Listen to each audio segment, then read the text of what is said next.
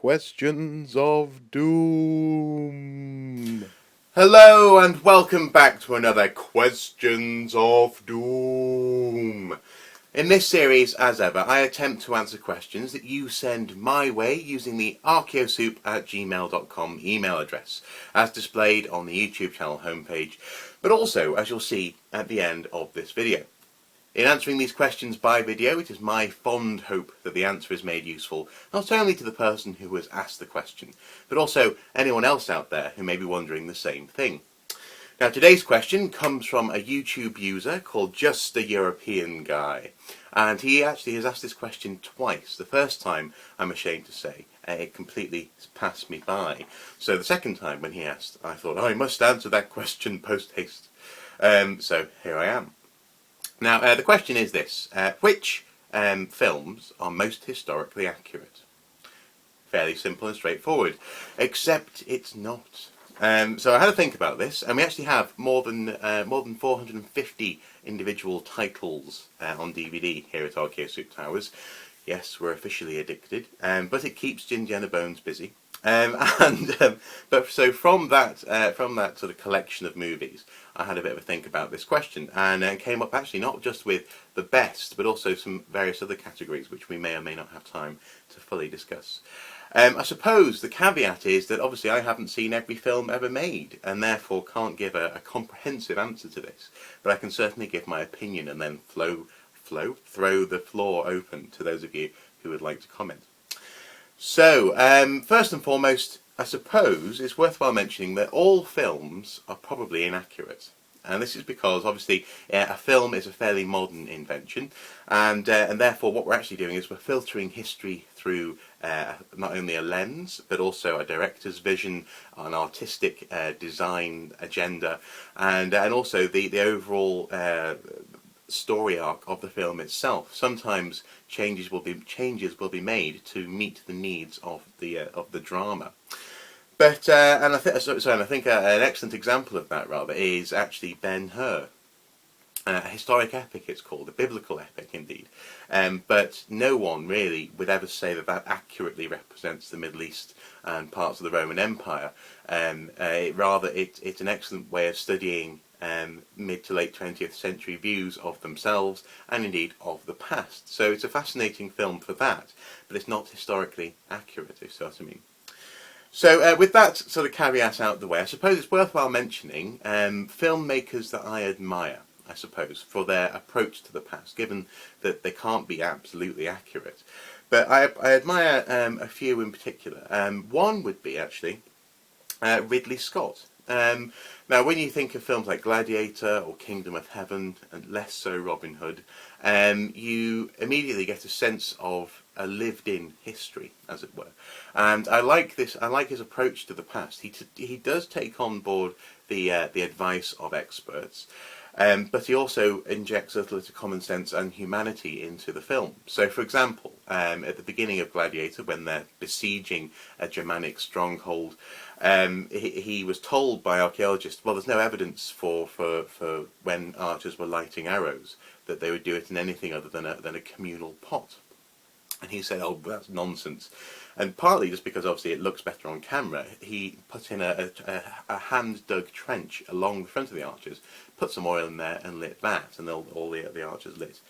Well, not lit, did he light it? I can't remember. No, so he dipped it and then lit the arrows from the oil. My point being, anyway, that it's a practical response to not only being on set and requiring something visually interesting, but also actually it's taking the archaeology a logical step further, which I don't think is sacrilegious. I think actually it grounds you in, well, if you're in the middle of a muddy battlefield, are you going to go and get the lovely terracotta pot and carefully lay it out, or are you going to have your soldiers lined up and dip them in the trench? So in that respect, I appreciate his no-nonsense but intuitive approach to the past. I also, for example, in Kingdom of Heaven, there's a moment when there's a boat, a little paper boat that a boy has made, is floating down a water channel. And I appreciate that because, again, it's a little bit of humanity. There's no archaeological evidence for it, but it grounds you in something of people living in the past. So I very much appreciate that. Peter Weir I appreciate the work of Peter Weir in particular. I'm thinking of Master and Commander: The Far Side of the World. It's a film starring Russell Crowe. It's about the Napoleonic era and a British crew on the other side of the world. And I think that's fantastic because it's grounded in well-written novels, I believe. There's a whole, well, not even I believe, I know there's a whole series of them, the Jack Aubrey novels. But also gives you a real sense of the fact that these men are alone, they're a community together. It's kind of like, as Russell Crowe says in one of the extras, this is NASA of the Napoleonic era.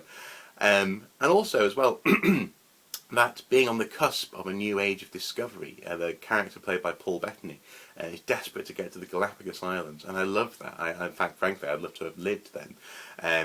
Well, you know, with less potential for nasty illnesses. But it's a great film because it draws you in. It's gritty, it's charming, it's warm, and it's brutal, and it's fantastic. So that's fantastic as well. Also as well, actually, there are some other films that I appreciate in terms of that. One of them would be The Last Samurai. Now, it's not perfect, and it does star Tom Cruise, which Mrs. Super finds incredibly off-putting. But I appreciate the way that you're drawn into a not terribly cliched vision of Japan on the cusp of change. You see the streets of Tokyo becoming westified, and you also see the debate as to whether or not that's a good thing, westernized rather than not westified. So again, I quite like films like that as well. Now, it's worthwhile just briefly mentioning, because I made quite a long list here, that I also appreciate films which give you a sense of how people might have felt about themselves in the past. If in this sense, I think that they're not necessarily historically accurate, but they give you an insight into sort of the psychology. So one of them would be The 300. Obviously, it's a big favourite with a certain part of geeky historical sort of man society. But also as well, it gives you a sense of the story that Herodotus wanted to tell. An over-the-top, heroic, epic, Greek, puffed up, proud, physically able and what's the word? Accomplished army standing up to a brutish, even bigger army, and you get this sense of almost over the top superhuman attributes from sculpture and from pottery of ancient Greece. This is probably the way that they imagined that other people should see them. And each city-state, I imagine, had a similar sort of sense of, we are amazing. So even though it's not real, frankly, the way that the Spartans probably thought of themselves, and all the Athenians thought of themselves, probably wasn't real either, in that sense. So I appreciate that. There are films such as Knight's Tale. I love that. It's got at the beginning a jousting scene. Two guys are facing off, and they all go into "We Will Rock You" by Queen. The crowd do. We will rock you. Okay. We will. I won't go. But and it's fantastic. Again, it gives you that psychology, the fact that they would have had a chant that got them G'd up in the same way that "We Will Rock You" does for most people now. Also, later on in the film, they're dancing, and you hear like a Greensleeves kind of tune, which then melts into a David Bowie song, and that's just perfect because, again, we think of medieval music, but they would have thought, cool, this is music I can dance to, and I'm going to dance with that fine person over there. So it's good because, again, it gets you into the way that people thought about themselves and their world without being realistic. Also, briefly, Pathfinder is worth a mention, not because it's a great film, but because it gives you possibly, again, the psychological impact of having people from somewhere else come in, beat people, steal things, and generally be nasty. The Vikings who are portrayed in that film aren't remotely realistic, although you do hear them speaking Old Icelandic, which I appreciate. But again, it's the psychological impact. It's the whoa. You don't really even necessarily know quite what you've just seen, so that's why they look a bit sort of over the top with these big horns coming down and the black, grim metal sort of silhouettes. They're almost like robots, but it's fascinating in so much as that's possibly what it would have felt like if you'd never seen anything like that before. So there you go. Now there's a whole host of cheesy, not historically accurate films that I'd also like to mention, but I don't think I've really got time to do that here. But what I will do is I will finally get the Archaeosoup blog off the ground, and I shall put this list of films and a short discussion of each onto the first posting on the blog. Okay, so for information on that, just look in the underbar to this video, and you can go and check that out, and you can see if you agree or disagree or comment or whatever you want. But nonetheless, now I'd like to open this up to you guys who've been so patiently watching me ramble on, and see what other films out there are worth a mention. As I say, this is by definition going to be an opinion. This is my opinion, that's your opinion, and also based upon what films you've seen. And even though I've got lots, I haven't seen them all.